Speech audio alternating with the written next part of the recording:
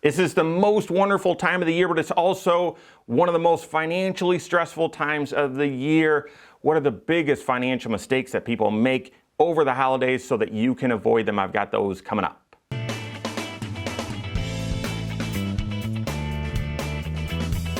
My name is Mike Bernard. I am the host of the Wise Money Show. I'm also one of the certified financial planners right here at Korhorn Financial Group. Make sure you hit that subscribe button, turn on notifications, and smash that thumbs up button. I love Christmas. I do. I'm a sap. You know, I love Disney. I love Harry Potter. I love Christmas. I'm sort of a sap for that sort of stuff. But we've got 3 young kids, and life is just fun right now.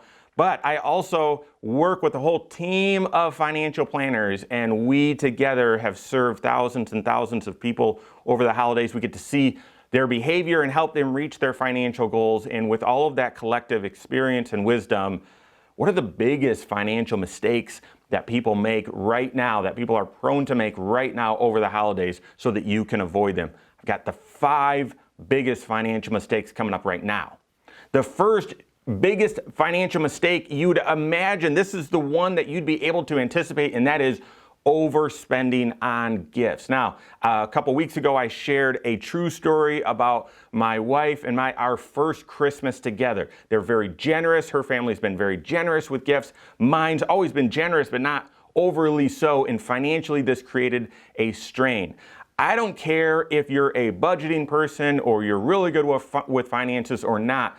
You've got to figure out how much is the right amount for you to spend on gifts. And I mean, if that sounds too much like a turtleneck or too restrictive, I mean, obviously, you know, you've got to know, well, is $100 too little? Is 10,000 too much, right? There is, I mean, push it to the boundaries. There is some sort of parameter here, and you've got to figure out what's the right number that can fit within your cash flow and not have you have financial regrets. And one of the biggest things that we see is people having financial regrets. They get past, I mean, it's easy to get caught up in the season. There's sales and all sorts of stuff, and you want to be generous to the people you care about, but you can't overspend on gifts. Make sure that you're spending within your means on gift giving around the holidays. That's the biggest financial mistake that we see people make. The second biggest financial mistake goes hand in hand with the first one, and that is putting Christmas on a credit card.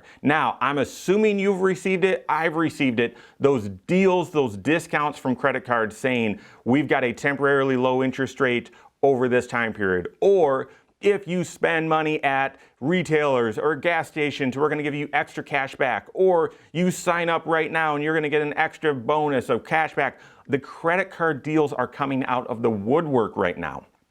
And if you play the credit card game, you might want to put Christmas on a credit card just to get extra points and so on. But what I mean, the big financial mistake is the folks that put Christmas on a credit card and don't have the cash to pay it off directly. Don't have the cash to pay it off directly. So they're scrambling in January and February to pay off Christmas, and those deals, you know, that you got during Black Friday, you're actually paying more for those because you've got the interest. Even if you've got a sweetheart of a deal with interest and there's not much interest cost, but it takes you a couple months to pay it off, it's still a financial drag because it's hung over until January or February or into next year when you're trying to make other progress in other areas of your financial life. So putting Christmas on a credit card, you're prone to overspend. There's typically some interest, and there's typically some drag in your financial life. There's a hangover. You've got to catch up and pay it off in January, February, March, something like that. So that's the second biggest mistake. The way I avoid this one, I've shared with you before, is what we call our delayed spending. It's part of our 3 bank account system. That middle bank account is where you figure out all of the things that you're going to say yes to financially, all of your expenses that don't come up monthly, and you make them monthly expenses. So for Christmas, all right, how much do we think we're going to spend on gifts, on travel, on hosting, all of that number? What is it? And we total it all up and then divide it by 12, and we automatically save every single month for Christmas so that when this time comes around, we're just using cash. Or if we use credit cards to get points, we've got the cash, we just pay it off. So that's the second biggest mistake, using credit cards to fund Christmas.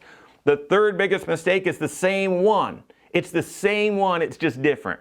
Okay, it's not as bad as using credit cards, and that is using your emergency fund to fund Christmas. Now, the reason it's not as bad is you're not having to pay interest to someone else.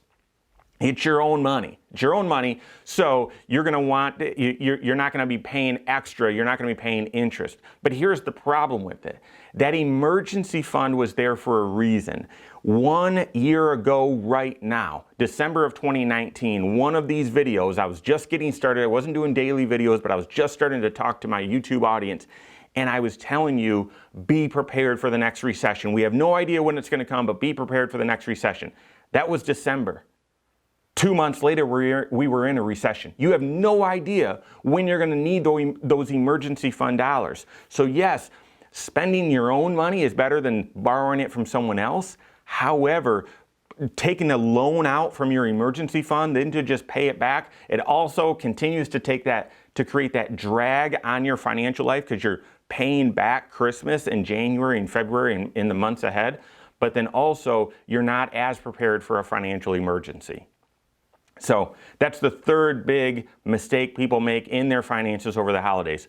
The fourth big mistake that people make in their finances right now this time of year is they stop making progress in other financial goals, in other areas of their financial life. What's the most common? If you have a goal of getting your house paid off by a certain time and you're paying extra on the mortgage in order to do that, it's very easy to look at December and say, I'm not going to pay extra on the mortgage this month because we've got to cover Christmas or extra expenses. That's very easy. If you are saving up for college for your kids, it'd be easy to take December off. If you fund your 529 for the kids or the Roth IRA, you fund that out of just cash at the end of the year. We'll see if I get a bonus or whatever, and we'll see how much money's lying around, and then we can sprinkle it on these goals. It's very easy to not do those things, and so that you've got extra cash available for Christmas and holiday travel and all that sort of stuff this time of year. That in a way, now holidays, this is a special time, and it's about family, it's about generosity, all of that sort of stuff. I'm not diminishing that. I'm just saying, if you take your foot off the gas of other financial priorities, you're putting Christmas spending and holiday spending and Black Friday shopping, those sorts of things, at a higher priority than those other financial goals. And here's the thing, I'm not telling you one should be more important than the other. I'm telling you, you should have a plan so that you can do both.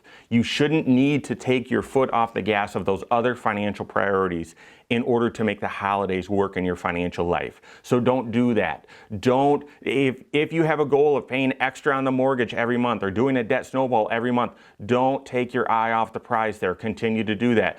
If you have a goal of funding your Roth IRA, your 529, even your 401k, don't reduce those amounts. Don't delay those amounts. Keep those going during the holiday season. And the final big financial mistake that we see people make over the holidays is Clark Griswold. The mistake of watching Christmas Vacation. No, I'm just kidding. The mistake of what we see in that hilarious movie. Spending your Christmas bonus before you receive it. Spending next year's raise before you receive it. You have no idea. I shared a story a few weeks ago on one of our full talk shows. The Wise Money Show airs on Saturday. I shared that a friend of mine, someone I've been planning with for several years, gets a big bonus every year around this time, $20,000. Did not receive it this year, did not get it this year, and they didn't even miss a step in their finances. Because we've been doing the planning work, that bonus was always bonus. They never spend it in advance, and we always are making financial progress outside of that bonus.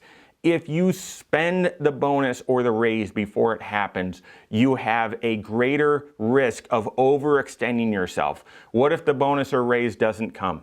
What if the bonus or raise comes smaller than what you expected?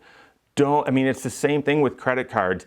Don't spend tomorrow's money today. So it makes for a hilarious movie in many more ways than just the ending and the actual bonus that he gets, but it makes tragedy, financial tragedy in real life. So avoid that mistake. Those are the big five. Those are the big five financial mistakes that we see people make this time of year. You've got others, leave them below in the comments. I can respond to them as well. But these are the big five. How do you avoid them? Number one, being aware, but number two, making sure you're proactive in your financial life. Work with your CFP, make sure you're proactive, you're planning ahead for your finances. If you don't have a CFP in your life, you can contact one on my team. Find us online, Korhorn.com, that's Korhorn with a K. WiseMoneyShow.com, you can find us there, or send us an email, info@Korhorn.com. All right, there you have it. Go out and take your next wise step in your financial life.